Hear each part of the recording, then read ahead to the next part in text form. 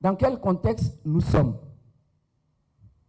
Quand dans la plupart de nos interventions au PDCI RDA, nous revenons souvent sur le stupide coup d'État du 24 décembre 1999, nombreux sont ceux qui nous traitent de nostalgiques, de pleurnichards, de rancuniers, de revanchards, etc., etc. Mais pourquoi tant de réticence sur cette question? Est-ce parce que beaucoup de nos acteurs politiques aujourd'hui ont la conscience surchargée quand on aborde cette question pour nous obliger à demeurer amnésiques ou de faire en sorte que nous nous autocensurons? Pourtant, aucune analyse sérieuse de ce qui nous arrive aujourd'hui dans notre pays ne peut se faire et ne peut se comprendre si nous n'allions puiser dans ce triste événement qui est arrivé au PDCI RDA en 1999. Les raisons profondes des déboires que nous subissons depuis lors. Regardez, mesdames, messieurs, mes chères dames du PDCI RDA, prenons simplement quelques exemples. Nous n'étions qu'à 1 an des élections présidentielles au cours de laquelle la bataille dans les urnes pouvait donner aux chantres de ceux qui se disent les chantres de la démocratie d'alors, devrait donner l'opportunité de déployer leurs forces et démontrer qu'ils sont majoritaires. On était à la veille des élections présidentielles. Deuxièmement, la démocratie, si elle pouvait se juger par la liberté de la presse, était au paroxysme de son existence et de son exercice au regard du nombre de titres de journaux de l'opposition au cours de cette période, nombre jamais égalé sous aucun régime qui ont succédé le pouvoir du PDCI RDA. A contrario, nous avons souvenir que des sièges de journaux, au 220 notamment, étaient constamment saccagés. Alors que sous le régime d'Henri Konan Bédié, le titre des journaux d'opposition était en nombre très élevé. Et pendant cette période, le point d'achèvement du bénéfice de notre pays à la remise de la dette des pays très endettés avait été négocié et obtenu et devait prendre effet en mars 2001. Autre élément, la vision stratégique du développement de la Côte d'Ivoire du président Henri Konan Bédié à l'époque, qui devait conduire notre pays en l'espace de moins de 25 ans aux frontières nouvelles du développement, vision soutenue au plan de la mise en œuvre par les 12 travaux de l'éléphant d'Afrique, n'avait jamais été mis en cause. Au contraire, les pouvoirs successifs, et notamment les tenants du pouvoir actuel, en font leur judiciaire de projet en changeant simplement le nom, émergence des temps, en gardant le même horizon de 2020. Dernier élément, la démocratie a pesé d'Henri Konan Bédié, support d'une paix durable qui faisait son ancrage progressivement dans notre culture démocratique, a été stoppé net. Nous nous arrêtons là aujourd'hui pour le thème qui nous réunit ce jour et nous vous demandons la permission de nous permettre d'être nostalgiques, pleurnichards, un peu rancuniers et dans une posture de revanche démocratique pour aller arracher dans les urnes en 2020 la victoire pour la reconquête du pouvoir d'État avec des femmes déterminées que vous êtes avec le PDCI RDA. Allez arracher ce que le diable nous a volé, comme dirait le chrétien. Pour situer le rôle de chacun, chacune, et notamment la place et le rôle de la femme face aux enjeux de l'élection dans notre pays de 2020, nous voulons parcourir quelques éléments. Depuis ce coup d'État funeste, des crises successives militaro-politiques sans fin qui ont balafré la Côte d'Ivoire nous ont fait subir le pire. Ensuite, une crise post-électorale meurtrière avec à la clé 3000 morts dans une guerre malheureusement fratricide.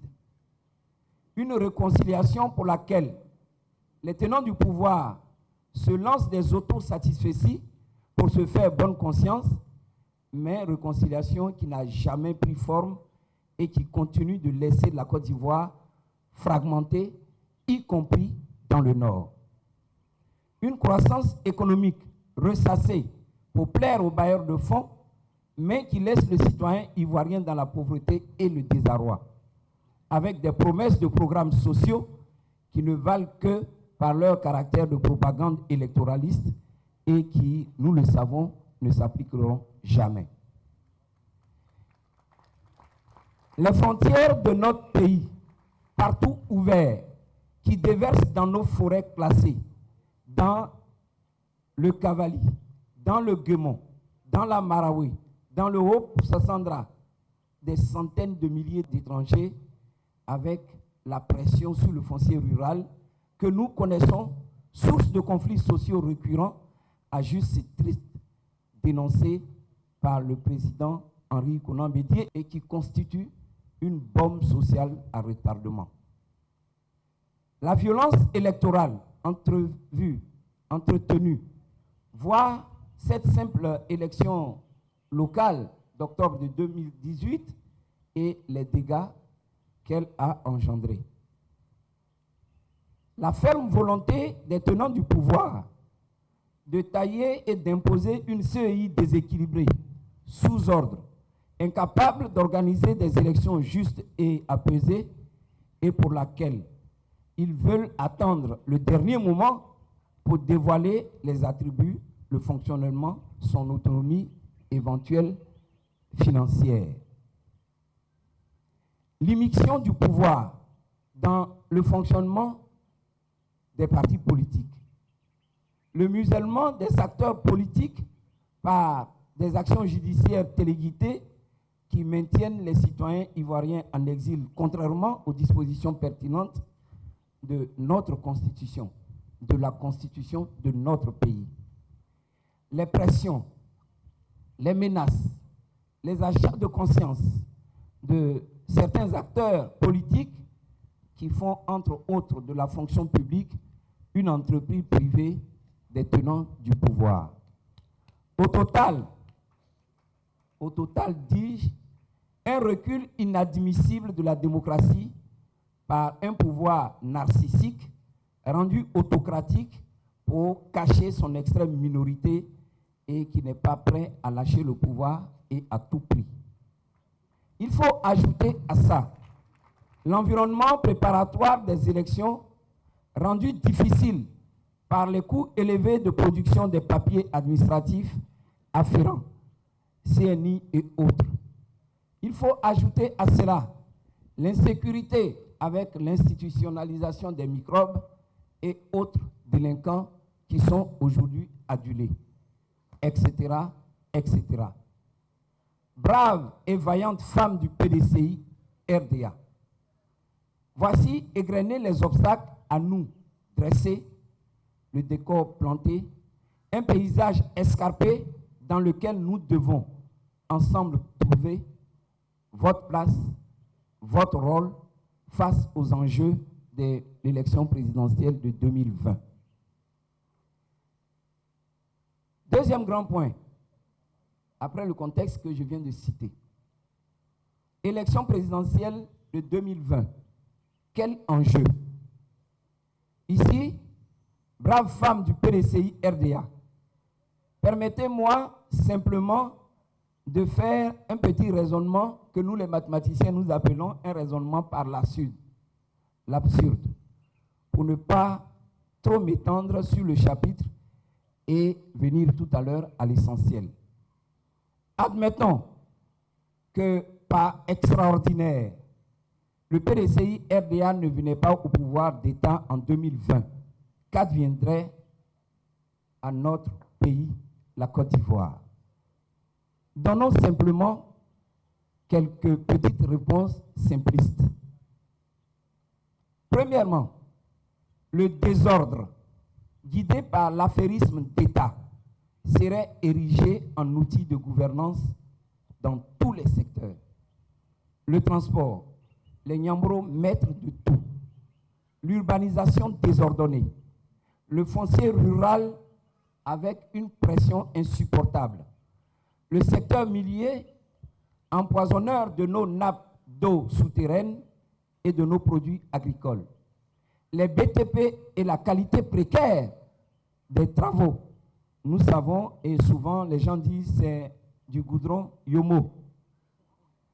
La promotion, écoutez-moi bien, de l'apatridie, qui en réalité est une autre source de repeuplement de la Côte d'Ivoire, qui doublerait sous nos yeux impuissants la croissance démographique face à un taux de croissance de la richesse nationale qui ne tiendrait pas le coup pour le malheur de nos enfants, pour le malheur de nos petits-enfants et de leur avenir. L'entrepreneur ivoirien aurait-il sa place dans les appels d'offres transparents pour accéder au marché public face à la pratique qui sera érigée en mode de gouvernance des marchés gré à gré? L'affairisme par là, l'affairisme par ici, voilà ce que serait le vrai visage, un visage hideux de notre belle Côte d'Ivoire. Ça, les Ivoiriens dans leur totalité, du nord au sud, de l'est à l'ouest, en passant par le centre, n'en veulent pas et ils n'en voudront jamais. En conclusion de cette démonstration par l'absurde, bien sûr, il faut répondre que le PDCI doit revenir au pouvoir en 2020 en gagnant les élections présidentielles de 2020. Braves femmes du PDCI RDA, quel est votre rôle? Quelle est votre place? C'est ensemble dans cette conférence que nous devons les définir. Permettez-moi simplement d'en donner quelques éléments, d'en donner quelques pistes. La première piste, c'est le combat historique et héroïque de la femme dans le devenir du PDCI RDA.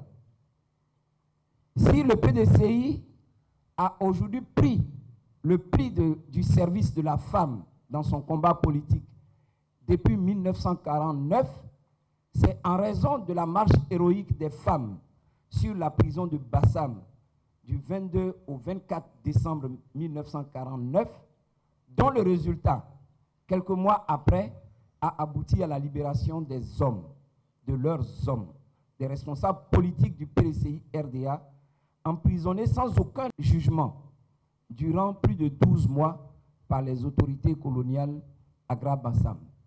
Quelques noms: Marie Coré, Fatmata Traoré, Moussokro Kamara, Djoko Amani, Akisi Kwame, Mami Ndri, Mami Sibo, Marguerite Sakoum, Anne-Marie Raji, Madame Gado, Madame Denise. Tout à l'heure, dans les interventions, je vais demander aux braves femmes que vous êtes. Ensemble, nous allons compléter donc ces listes de ces pionnières. Outre les faits de cette belle histoire qui sont connus de tous, il faut retenir dans la préparation et l'organisation de cette marche, et c'est ce que nous devons retenir, et c'est ce que le PDCI capitalise: le courage, la persévérance, la stratégie, qui ont permis aux femmes de déjouer tous les obstacles du pouvoir colonial pour aboutir effectivement, via le pont de la Victoire, à la prison de Grand Bassam. Elles sont venues de façon perlée d'abord, empruntant tous les moyens de transport, par la marche, les pistes sous les cocotiers, s'habillant en tenue tricolore pour faire croire que la marche serait en faveur donc du pouvoir colonial. Toutes ces astuces, ces stratégies, cette endurance, c'est ça, la femme du PDCI RDA. Et depuis, le contrat de confiance entre le PDCI et la femme est devenu ton pied, mon pied. Ainsi, plus tard, la fille est née avec ses pionnières. Ensuite, a suivi l'UFPDCI avec ses pionnières. Et aujourd'hui, pour épouser la réalité du terrain, l'Union des femmes du PDCI RDA a été décomposée en deux branches, l'UFPDCI urbaine et l'UFPDCI rurale. Et c'est la branche urbaine, avec à sa tête Mme Sita Koulibaly, présidente nationale, par ailleurs déléguée communale de Korogo, qui nous fait l'honneur d'être à cette tribune, représentant le secrétaire exécutif en chef, le professeur Mori Kakou Dikawe. Deuxième élément, la nature et la valeur intrinsèque de la femme dans la régulation sociétale. Dans son livre qu'il a intitulé « Les anges de notre nature », Steven Pinker, qui est un psychologue de l'université d'Harvard, et je le cite et je m'arrête là, a dit ceci: si les femmes avaient le dernier mot dans les décisions militaires, les nations mèneraient moins de guerres idiotes. C'est-à-dire qu'elles renonceraient aux interventions menées par la vengeance, pour la vengeance, liées au code d'honneur ou au code militaire. Cette qualité intrinsèque de la femme mère, épouse, est captée par le PDCI RDA dans sa marche avec la femme militante, dans sa marche avec la femme responsable politique, dans sa marche avec la femme leader. Troisième et dernier élément, les progrès de la conscience communautaire et les progrès de la législation, c'est-à-dire les lois, sur les questions genre de par le monde. Aujourd'hui, la conscience mondiale sur la question genre, qui a en son centre l'égalité entre la femme et l'homme, conforte la position du PDCI RDA de continuer à faire de la femme son compagnon de lutte à tous les niveaux. Ainsi, la structuration de notre parti, la structuration actuelle, laisse une place de choix à la femme et à son rôle qu'elle doit jouer en général et en particulier pour la victoire du PDCI RDA en 2020. Quelle est la place et le rôle de la femme dans le dispositif du PDCI aujourd'hui? Afin d'exploiter au maximum toutes les qualités que j'ai citées tout à l'heure, le combat mené, l'expérience que la femme a, dans l'exercice donc de sa politique, le PDCI RDA a inséré, et tout à l'heure, Madame l'a dit, a inséré à tous les niveaux de sa structuration les responsables femmes. D'abord dans tous les organes centraux et surtout dans les structures exécutives, au niveau du secrétariat exécutif, au niveau des structures annexes, et le PDCI a même autorise qu'il y ait des mouvements de soutien spécifiques, donc des femmes. Voilà, mesdames, messieurs, là où est placée la femme au sein du PDCI, dans le cœur du PDCI RDA. Face à ces différentes places, quel rôle, quelle place? Les rôles et les places qui sont dévolus à la femme tiennent compte de l'objectif que nous nous fixons pour 2020. 2020, le président Henri Konan Bédié l'a dit clairement.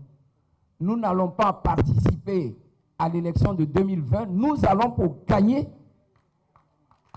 l'élection de 2020.